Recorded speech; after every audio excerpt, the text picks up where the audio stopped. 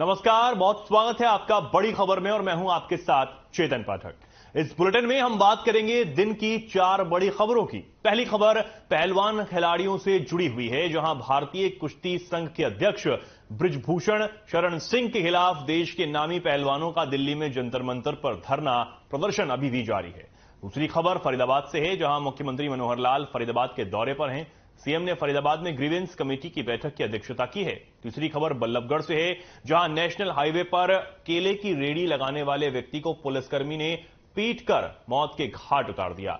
चौथी खबर रेवाड़ी से है, जहां दिन दहाड़े एक बदमाश ने फिल्मी स्टाइल में शोरूम के मालिक पर बंदूक तानकर लूट की वारदात को अंजाम दिया है। तो ये 4 बड़ी खबरें जिनके बारे में आज हम बात करेंगे।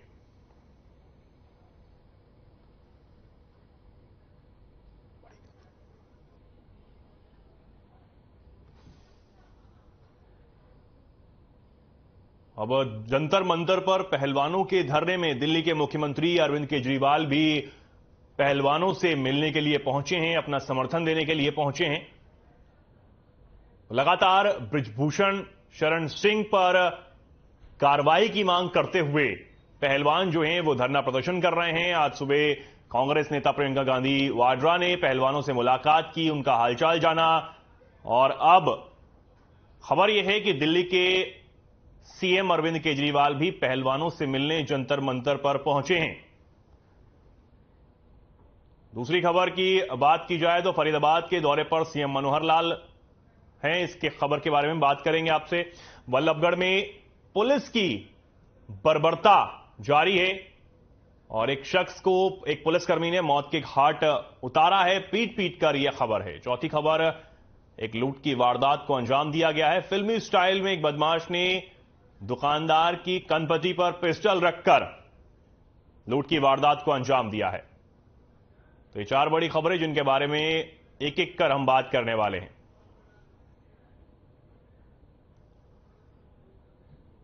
दिल्ली के जंतर मंतर पर लगातार पहलवानों का धरना जारी है। उनकी मांग है कि जब तक बृजभूषण शरण सिंह को गिरफ्तार नहीं किया जाता तब तक वो ऐसे ही धरने पर बैठे रहेंगे। हालांकि सुप्रीम कोर्ट के दखल के बाद पहलवानों की शिकायत पर दिल्ली पुलिस ने 2 एफआईआर बृजभूषण शरण सिंह पर दर्ज की हैं। एक एफआईआर पॉक्सो एक्ट के तहत की गई है।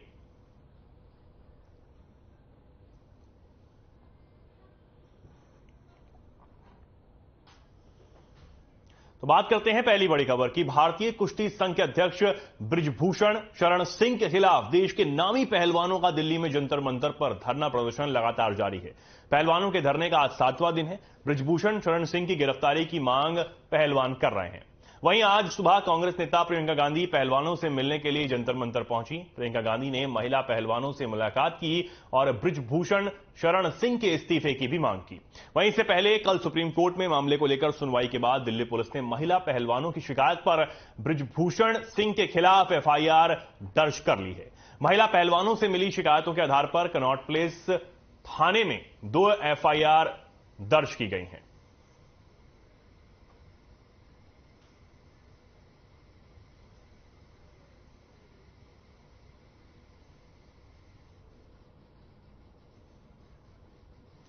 जंतर मंतर पर पहलवानों का धरना लगातार जारी है। प्रियंका गांधी वाड्रा मिलने के लिए पहुंची। इससे पहले राज्यसभा सांसद दीपेंद्र हुड्डा भी मिलने पहुंचे थे और अब खबर यह भी है कि दिल्ली के मुख्यमंत्री अरविंद केजरीवाल भी जंतर मंतर पर पहलवानों से मिलने पहुंचे हैं। आपको बता दें कि बृजभूषण शरण सिंह पर 2 एफआईआर दिल्ली पुलिस ने कल दर्ज कर ली।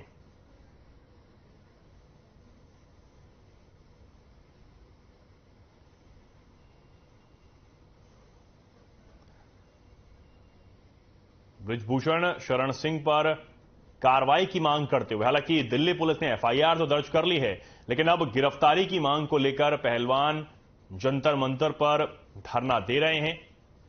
उनकी मांग है कि अब बृजभूषण शरण सिंह को गिरफ्तार किया जाए, उस पर कार्रवाई हो।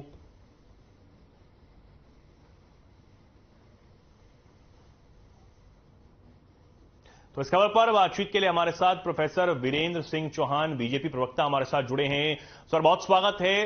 सर, धरना यहां पर लगातार पहलवानों का जारी है। उनकी तरफ से मांग यह है कि अब बृजभूषण शरण सिंह की गिरफ्तारी हो, पुलिस आगे कार्रवाई करे। हालांकि सुप्रीम कोर्ट में जाने के बाद एफआईआर तो दर्ज हो गई है, क्या कुछ कहेंगे सर? देखिए, मेरा ये मानना है कि ये मामला जब खिलाड़ी प्रदर्शन कर रहे थे उस समय भी और आज भी जब वो प्रदर्शन धरने पर बैठे ही हैं, जब ये मुकदमा दर्ज हुआ है, यूं कहना चाहिए कि मुकदमा दर्ज होने से पहले भी और आज भी, एक तो ये मामला देश के सर्वोच्च अदालत के पास विचाराधीन है। दूसरी और शिकायत पर एक तरफ पुलिस की इन्वेस्टिगेशन चल रही थी और चल रही है, और दूसरी तरफ एक कमेटी इसकी जांच कर रही थी। तो जब ये सारी प्रक्रियाएं चल रही हों किसी शिकायत पर, तो खिलाड़ियों को या शिकायतकर्ताओं को आउटकम, नतीजे की प्रतीक्षा करनी चाहिए। अब ये कहना, पहले तो ये कि भाई एफआईआर दर्ज होगी तब उठेंगे, और अब अगली बात कहना कि गिरफ्तार होंगे तब उठेंगे। तीसरी बात ये भी कह सकते हैं, ये आवेश में जिस अंदाज में आंदोलन मोड में चले हुए हैं, खेल का मोड छोड़कर, कि पहले उनको सजा देंगे तब उठेंगे। एक प्रक्रिया है, किसी के खिलाफ शिकायत आपने की, मैंने की या किसी ने की, उसकी इन्वेस्टिगेशन होगी। इन्वेस्टिगेशन के बाद मुकदमा बनता है, या मुकदमा दर्ज होने के बाद भी इन्वेस्टिगेशन होती है। उसके बाद न्याय प्रणाली उस व्यक्ति को भारत के कानून के हिसाब से दंड देती है, लेकिन वो रातों रात नहीं होता, वो 2 दिन 4 दिन में भी नहीं होता। It takes its own time. Law का अपना एक कोर्स है, उस कोर्स को पूरा करके ही किसी को सजा दी जाती है जी। और जिसको आप दोषी कहते हैं या मानते हैं, कभी कभी न्यायपालिका में जब वो प्रक्रिया से गुजरता है तो ये निकलता है हमको तो कि वो दोषी है ही नहीं। तो आज जो शिकायतकर्ता कह रहे हैं कि वो व्यक्ति दोषी है, उस व्यक्ति को फांसी तोड़ दीजिए, लटका दीजिए, टांग दीजिए, उखाड़ फेंकिए, ये भी तो संभावना हमेशा रहती ही है कि जांच की प्रक्रिया में दोष साबित न हो। जिस व्यक्ति ने देश की वीरेन जी ठीक है, अभी तो वो आरोपी हैं और एफआईआर दर्ज हो गई है। हालांकि पहलवान ये कह रहे हैं गिरफ्तारी हो और आगे की कार्रवाई हो, लेकिन विपक्ष ये कह रहा है लेकिन विपक्ष ये कह रहा है कि इस्तीफा उनका लिया जाए। मैं ये कह रहा हूं कि विपक्ष को तो केवल और केवल राजनीति करनी है। इस्तीफा तो उस व्यक्ति का, जो व्यक्ति इसमें आरोपी हैं बृजभूषण शरण सिंह, उनका कार्यकाल खत्म हो चुका है, नया अध्यक्ष चुना जाना है। इस्तीफा होना ना होना एक केवल सांकेतिक बात है। मैं ये कह रहा हूं कि ये राजनीति का विषय है ही नहीं। खिलाड़ियों के साथ अगर कोई अन्याय हुआ है उसकी जांच एजेंसियां करेंगी, विपक्ष के नेता नहीं करेंगे, दीपेंद्र सिंह गुप्ता नहीं करेंगे, वीरेन जी, या अरविंद केजरीवाल नहीं करेंगे। ठीक है, और ये जवाब भी ले लेते हैं। हमारे साथ डॉक्टर टीना करमवीर भी जुड़ चुकी हैं, कांग्रेस की प्रवक्ता हैं। टीना जी, बहुत स्वागत है आपका। वीरेन जी से भी मेरी बातचीत हो रही थी, वो बता रहे थे कि ये सब कुछ जो पूरा मामला है वो सुप्रीम कोर्ट में भी है, पुलिस के पास भी है और सारी चीजें हो रही हैं। तो अब विपक्ष ये इस्तीफे की बात और ये सब क्यों कह रहा है? सब कुछ हो रहा है ना, जांच के तहत हो रहा है, न्यायालय के तहत हो रहा है। देखिए, न्यायालय के तहत भी कब हुआ, कितने दिन, कितना समय लगा है इनकी। तो जब ये खिलाड़ी जो है, कंप्लेंट दर्ज भी नहीं हो रही थी, दिल्ली पुलिस इनकी शिकायत भी नहीं दर्ज कर रही थी। ये तो सुप्रीम कोर्ट ने संज्ञान लिया, उसके बाद किया है। तो पहली बात तो मैं ये बताना चाहती हूँ कि हमारी नेता आज प्रियंका गांधी ने सुबह यही कहा कि इस पर राजनीति नहीं होनी चाहिए। तो मैं ये स्पष्ट कर देना चाहती हूँ कि कांग्रेस इस पर राजनीति नहीं करती, क्योंकि ये बहुत ही सेंसिटिव इशू है। मजाक तो भाजपा ने बना रखा है कि जिस तरीके से जिन महिलाओं ने देश का इतना नाम बढ़ाया हो, नाम रोशन किया हो, आज वो महिलाएं लगातार सड़क पर बैठी। और आप देखिए, इस देश का दुर्भाग्य है कि उन महिलाएं जब वो रात में सो रही हैं तो बिजली काटी गई है, उनके यहाँ ना पानी पहुंचने दिया जा रहा है। जानबूझ के सारी जो नेसेसरी जो सुविधा की जरूरतें होती हैं उनको भी ये मना कर रहे हैं। बिजली जरूरी होती है, आप लाइट क्यों काट रहे हैं? ये गलत बात है। और जिस तरीके से जहां जहां भाजपा की सरकार है, हम बार बार ये बात बोल रहे थे कि वहां पर महिलाओं के साथ ऐसा होता है और ये जानबूझकर इनको संरक्षण दे रहे हैं ब्रजभूषण को। अगर ये कोई आम लड़कियां नहीं है, अगर आम लड़कियां शिकायत करती तो लोग सोचते भी एक बार, ये इन्होंने देश का नाम रोशन किया है, तब तो प्रधानमंत्री बहुत जल्दी बुलाकर फोटो खिंचवाते हैं। प्रधानमंत्री तो ये भी कह रहे थे कि मेरे घर आइए, उन्होंने तो समस्या, विनेश ने समस्या बताई थी ना, ठीक है। प्रधानमंत्री को क्यों नहीं समस्या का समाधान किया? क्यों ब्रजभूषण जेल में नहीं है? आज खुले में बोल रहे हैं। ठीक है, डॉक्टर टीना लौटता हूं आपके पास। हमारे साथ राजकुमार सांगवान जी भी जुड़ चुके हैं, अर्जुन अवॉर्डी हैं। सर बहुत स्वागत है आपका। सर बीजेपी की तरफ से हमारे साथ प्रवक्ता जुड़े हैं, साथ ही साथ कांग्रेस की तरफ से भी जुड़े हैं। दोनों की बात हम लोग सुन रहे थे, लेकिन बीजेपी की तरफ से कहा जा रहा है कि अभी जांच हो रही है, मामला न्यायालय में है, सुप्रीम कोर्ट के पास है और साथ ही साथ दिल्ली पुलिस ने एफआईआर दर्ज कर ली है, सब कुछ होगा। और एक तरफ जो कांग्रेस नेता हैं वो आज ही प्रियंका गांधी मिलने पहुंची, मुलाकात की पहलवानों से। अब खबर यह भी है कि मुख्यमंत्री केजरीवाल भी मिलने पहुंचे हैं। सर क्या कुछ कहेंगे? क्या आपको यह लगता है कि राजनीतिक मंच भी एक तरीके से तैयार करके दे दिया गया है? जी बिल्कुल, मैं इस बात में काफी समय से मैं कहता आ रहा हूं कि एफआईआर दर्ज करनी चाहिए थी, वो सुप्रीम कोर्ट के माध्यम से हुई, तो सबसे बड़ा कारण तो यही बन गया। दूसरा, मैं इसके विरोध में रहा हूं शुरू से कि इसको राजनीतिक अखाड़ा नहीं बनाना चाहिए। हमारे देश के पहलवान हैं, हमारी शान है, और ये सभी स्पोर्ट्स पर्सन का एक उनके ऊपर एक जो भारत सरकार को, खेल मंत्री को या माननीय प्रधानमंत्री जी को एक उनके ऊपर दृष्टि रखनी चाहिए कि कौन फेडरेशन के अंदर का अगर गलत हो रहा है तो उसके ऊपर स्पोर्ट्स मिनिस्ट्री हमारी संज्ञान ले सकती है। तो ये अखाड़ा नहीं बनाना चाहिए, इसके ऊपर राजनीति नहीं होनी चाहिए। हमारे खिलाड़ियों को न्याय देना चाहिए, उनको संतुष्ट करना चाहिए। कोई भी वो कमेटी जिससे वो एग्री करते हैं या जो जिनमें उनकी भी आस्था है, उन लोगों को बिठा के और ये कमेटी बना के। राजकुमार जी, विपक्ष ये कह रहा है कि ब्रजभूषण सिंह पर एफआईआर दर्ज हो गई है, लेकिन अब इस्तीफा भी उनसे लिया जाए। बिल्कुल, इस्तीफा देना बनता है एफआईआर दर्ज होने के बाद। और दूसरा मैं ये, हाँ जी ठीक है। वीरेंद्र जी आप बात सुन रहे थे, हमारे साथ अर्जुन अवॉर्डी, राजकुमार जी भी जुड़े। टीना जी ने कहा इस्तीफा दे देना चाहिए। मैंने पहले स्पष्ट किया कि जो आरोपी हैं वो ऑलरेडी उस व्यक्ति की टर्म खत्म हो चुकी है उस कुश्ती संघ में। इस्तीफे की बात को रहे और केवल एक सांकेतिक राजनीति ये लोग कर रहे हैं। मैं टीना करमवीर जी से एक बात पूछना चाहता हूं कि ये खिलाड़ियों की, महिला होने के नाते खिलाड़ियों की चिंता करने पहुंची हैं, अच्छी बात है। देश की किसी भी बेटी के साथ कहीं भी कोई अन्याय हो वहां इन्हें भी पहुंचना चाहिए, मुझे भी और आपको भी पहुंचना चाहिए और हमें मदद करनी चाहिए।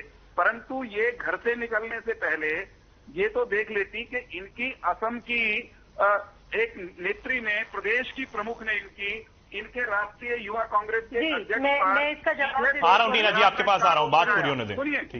सुनिए मेरी बात पूरी होने दीजिए जी, जल्दी बोलिए वीरेंद्र जी, बात पूरी कीजिए। असम की महिला कांग्रेस की प्रदेश अध्यक्ष ने इनके राष्ट्रीय युवा कांग्रेस के राष्ट्रीय अध्यक्ष पर आरोप लगाया हरासमेंट का, बदतमीजी करने का। कांग्रेस पार्टी इतनी महिलाओं की हिमायती है, टीना करमवीर जी की पार्टी, कि कांग्रेस पार्टी ने उनकी ठीक है, ठीक है वीरेंद्र जी, जवाब ले लेते हैं, जल्दी से जवाब ले लेते हैं। टीना जी जल्दी बोलिए। वीरेंद्र जी, आपकी जल्दी बात पूरी बता दूं, मैं खुद भी जंतर मंतर पर हूँ। दूसरी बात, आपने अध्यक्ष जी के बारे में बोला, श्रीनिवास जी के बारे में, मैं आपको एक क्लियर बता देती हूँ। वीरेंद्र जी बात जवाब दे रही है, जवाब दे रही है। अंकिता जिसके बारे में मैं बात कर रही हूँ, इनकी बारे में बोल रहा था मैं। वीरेंद्र जी जवाब ले लेते हैं ना, समय का भी थोड़ा अभाव है, जवाब भी ले लेते हैं जल्दी से। ठीक है, अंकिता के बारे में आपने बात की, अंकिता के बारे, जवाब दीजिए को। अंकिता के बारे में आप बात कर रहे हैं। खुले में आरोप लगे सोशल मीडिया पर, आप खुद ही बोलते रहेंगे, उस बेटी ने, खुद ही बोलते रहेंगे, मुझे क्यों बोलने के लिए कहा गया है? इनको टीना करमवीर को, प्रियंका गांधी को सुनाई नहीं दी, जरा बताइए, कान बंद हो गए। वीरेंद्र जी आपने अपनी बात रख ली, ठीक है, आपने अपनी बात रखी, अब जवाब भी ले लेते हैं, जवाब भी तो सुन लीजिए। ठीक है, वीरेंद्र जी आपकी जानकारी के लिए बता दूं, अंकिता पर सबसे पहले डिफेमेशन का केस किया क्योंकि वो एक राजनेता के खिलाफ लिख रही थी, ऐसा ट्वीट कर रही थी। और दूसरी बात, सीबीआई उनके ऊपर चिट फंड घोटाला में उनका नाम है, वो हेमंत विश्वा शर्मा के पास फोटो खिंचवा रही, उनके साथ मिली हुई है। और जिस तरीके से वो अपनी, अगर श्रीनिवास जी गलत होते तो डिफेमेशन का चार्ज क्यों करते? कहाँ है एफआईआर की कॉपी? और दूसरी बात, अगर हमारे यहाँ इस तरीके से आपके यहाँ नहीं, आपकी तरह नहीं होता है, हमारे यहाँ कोई अगर ऐसा सांसद ऐसा काम करता या ब्रजभूषण जैसे लोगों को हम पहले पार्टी में नहीं रखते, क्योंकि आपकी पार्टी के लोग संरक्षण देते हैं। कुलदीप सेंगर आपकी पार्टी से है, उसी प्रकार ब्रजभूषण भी हमारे यहाँ इस तरीके से काम नहीं करते हैं। निष्कासित है रीना जी। देखिए वो निष्कासित है, लेकिन है तो इन्हीं की पार्टी में ना। हमारी पार्टी कोई ऐसा व्यक्ति बता दीजिए।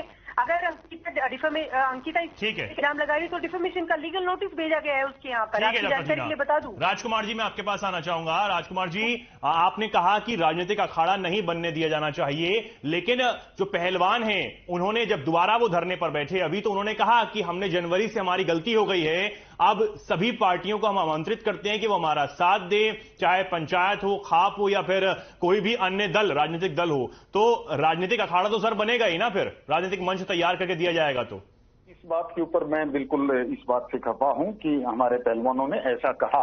हाँ, आप खाप को, पंचायतों को आप इनवाइट कर सकते हैं, लेकिन ये नहीं होना चाहिए था कि आप इसको राजनीतिक अखाड़ा बनाएं। तो इस बारे में मैं बिल्कुल आप लोगों से सहमत हूं। और इसको आप देखिए कितनी राजनीति की बातें हो रही हैं, पता नहीं कौन कौन से केस लोग लेके आ रहे हैं। ये सिर्फ और सिर्फ खेलों का मामला था, सिर्फ और कुश्ती का मामला था। इस कुश्ती को, ये हमारे अच्छे पहलवान हैं, इन्होंने देश का नाम रोशन किया है, इनकी समस्या का समाधान किया जाए, इसको राजनीतिक अखाड़ा ना बनाया जाए। Rajkumar ji, Indian Olympic association के अध्यक्ष है पीटी उषा जी, उन्होंने कहा कि ये सब वहां नहीं होना चाहिए, यहां बात रखते आप, ये सब उन्होंने कही। तो ये बातें क्या अंदर नहीं हो पाई, नहीं सुनी जा रही थी? क्या कुछ ऐसा मामला था जो अब इस तरीके से सड़कों पर बैठना पड़ रहा है, रात गुजारनी पड़ रही है? जी बिल्कुल, देखिए पहलवान भी हमारे अब, क्योंकि इनको सब सुख सुविधाएं मिलती हैं जो होनी चाहिए एक इंटरनेशनल रेसलर को, इंटरनेशनल एथलीट को, तो वो सुविधाओं को छोड़ के इनको किसी मजबूरी के कारण जंतर मंतर पे आना पड़ा है। ये रोड के ऊपर सो रहे हैं, इनको प्रैक्टिस नहीं होने पा रही है। तो नेचुरली आप समझ सकते हैं कि इनकी समस्या का समाधान अगर पहले हो जाता तो ये क्यों यहाँ पे बैठते। इनको कोई उस चीज का शौक नहीं है कि इससे इनका नाम, ये सबको पता है कि इससे हमारे हिंदुस्तान की छवि इंटरनेशनल लेवल के ऊपर खराब हुई है, ना कि इससे छवि बनी है। और इन पहलवानों का भी नाम कहीं ना कहीं खराब भी हुआ है, क्योंकि पॉलिटिकल एजेंडा बन गया है। तो इसमें इनको कोई बेनिफिट नहीं हुआ है। तो इनकी बातें नहीं सुनी गई, तो बड़ी मजबूरी के साथ ये लोग जंतर मंतर के ऊपर बैठे हैं, और इनका संज्ञान जल्दी से जल्दी लेना चाहिए। ठीक है, वीरेंद्र जी, वीरेंद्र सिंह चौहान जी। जी, मैं ये कह रहा हूं बोलिए कि ऐसा बिल्कुल भी नहीं है कि खिलाड़ियों की या जो पहलवान हैं जो जिन्होंने ये शिकायत की, उनकी सुनी नहीं गई। उनकी सुनी गई, तभी तो एक कमेटी बनी जांच करने के लिए।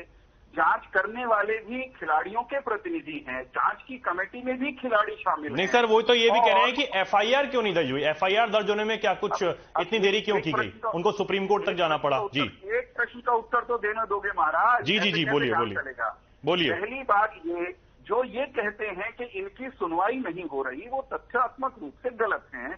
सुनवाई का अर्थ ये नहीं होता, मान लीजिए मैं या राजकुमार जी किसी की शिकायत करें, आप ही की शिकायत करें, तो इसका अर्थ ये नहीं होता कि आपको स्टूडियो में से उठा के तुरंत बाहर कर दिया गया, आपने कोई गलती की है। तो उसका एक प्रोसेस है, उस प्रोसेस को पार करके आपके बॉसेस को हम शिकायत करेंगे, आपने कोई गलती की होगी, उसकी जांच पड़ताल होगी, आपसे आपका पक्ष पूछा जाएगा, और फिर जो आपके खिलाफ बनता होगा वो किया जाएगा। ठीक है वीरेंद्र जी, आप एग्जाम्पल कोई और भी दे सकते थे। ठीक है, कोई बात नहीं। तो बहुत धन्यवाद आप तीनों मेहमानों का हमारे साथ जुड़ने के लिए और इस चर्चा में अपनी अपनी बात रखने के लिए। आगे बढ़ते हैं। मुख्यमंत्री मनोहर लाल फरीदाबाद के दौरे पर हैं। सीएम ने फरीदाबाद में ग्रीवेंस कमेटी की बैठक की अध्यक्षता की है। वहीं इससे पहले मुख्यमंत्री ने फरीदाबाद के सभी पटवारियों के टैब वितरित किए। वहीं ग्रीवेंस कमेटी की बैठक में केंद्रीय मंत्री कृष्णपाल गुर्जर, कैबिनेट मंत्री मूलचंद शर्मा, विधायक नरेंद्र गुप्ता, पूर्व चेयरमैन नयनपाल रावत, पूर्व राजनीतिक सचिव अजय गौड़ और मुख्यमंत्री के ओएसडी जवाहर यादव सहित प्रशासनिक अधिकारी भी मौजूद रहे। वहीं इस दौरान सीएम ने शिकायतों पर एक्शन भी तुरंत लिया है।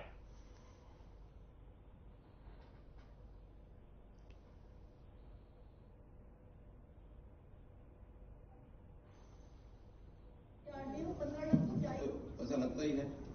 कुल 14 ग्रीवेंसेस आज की मीटिंग में थी।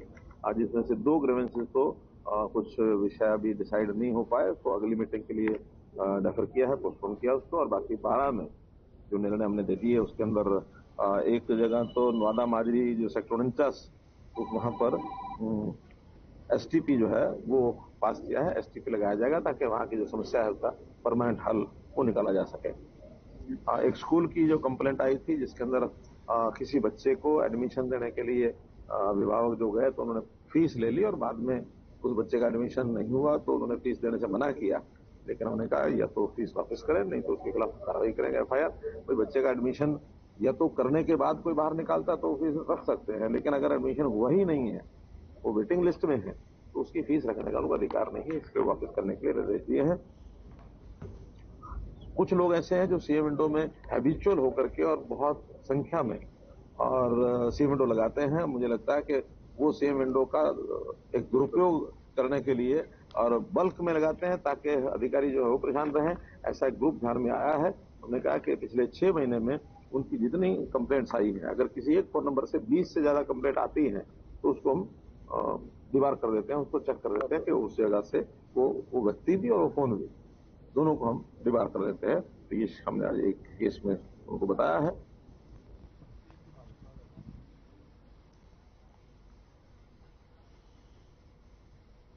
बल्लभगढ़ के नेशनल हाईवे पर केले की रेडी लगाने वाले व्यक्ति के पुलिसकर्मी पिटाई कर उसकी मौत की नींद उसे सुला दिया। गुस्साए परिजनों ने चौक का घेराव किया और पुलिस के खिलाफ नारेबाजी भी की। बता दें कि देर रात से अब तक परिजन पुलिस अधिकारियों से आरोपी पुलिसकर्मी के खिलाफ मामला दर्ज करने की गिरफ्तारी करने की मांग करते रहे, लेकिन पुलिस अधिकारियों का कहना है कि यह जांच का विषय है और जो भी उचित कार्रवाई बनेगी पुलिस उसे जरूर करेगी।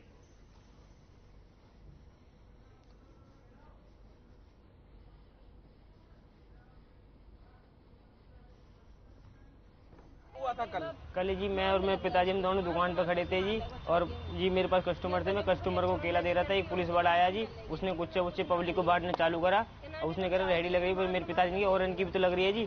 पर इसी चक्कर में जी मेरे पिताजी को धक्का मारा जी, बीच सड़क पर डंडा मंडा उन्हें चालू कर दिया जी। फिर इसके पहले एक पुलिस वाला और आया जी, मेरे पिताजी को लेके चलते बने भाई, बड़े बूढ़े मेरे पिताजी थे, उनको मतलब चौकी के अंदर लेके चले जी। अब 3-4 घंटे से पहले वो अंदर नहीं आए थे, सही सलामत गए थे वहाँ से, सही सलामत नहीं आए भाई, पाँव पर नहीं चल गए जी। इतनी बुरी हालत करी। 25 साल का एक व्यक्ति जो बल्लभगढ़ बस स्टैंड एरिया में रेडी लगाता है जी, तो वहाँ पर कुछ ऐसे झगड़ा हुआ था। कहना है कि वो ड्रिंक वगैरह कर रखी थी, तो पुलिस उसको लेके गई थी चौकी में, और उसके बाद उसके साथ जैसे कि परिजन कह रहे हैं कि मारपीट हुई है कुछ, और बाद में वो अपने परिजन आए थे तो परिजनों के हवाले कर दिया था, और परिजनों के साथ उसको भेज दिया गया था जी। लेटर ऑन बाद में उसकी डेथ हो गई है, जिसका पोस्टमार्टम कराने के लिए पीछे हॉस्पिटल में भेजा गया है।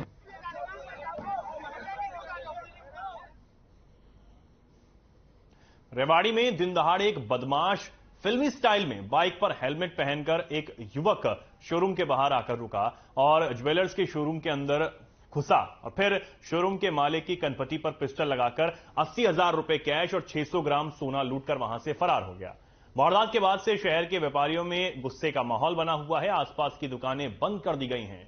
दिन दहाड़े हुई इस वारदात के बाद बाजार में दहशत फैली हुई है। बता दें कि पूरी घटना सीसीटीवी कैमरे में भी कैद हो गई, जिसके आधार पर पुलिस के आला अधिकारी मामले की जांच कर रहे हैं।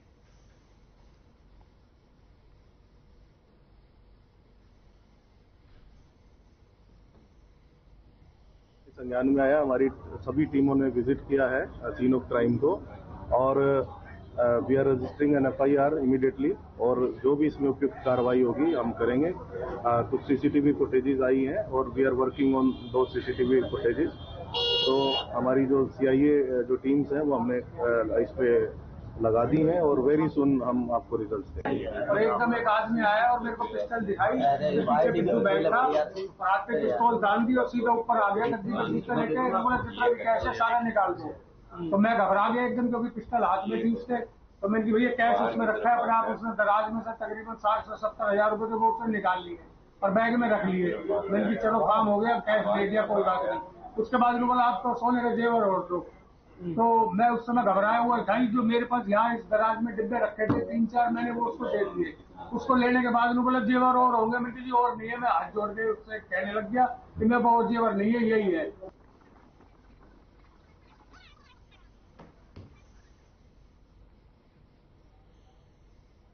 फिलहाल के लिए खबरों में इतना ही। नमस्कार।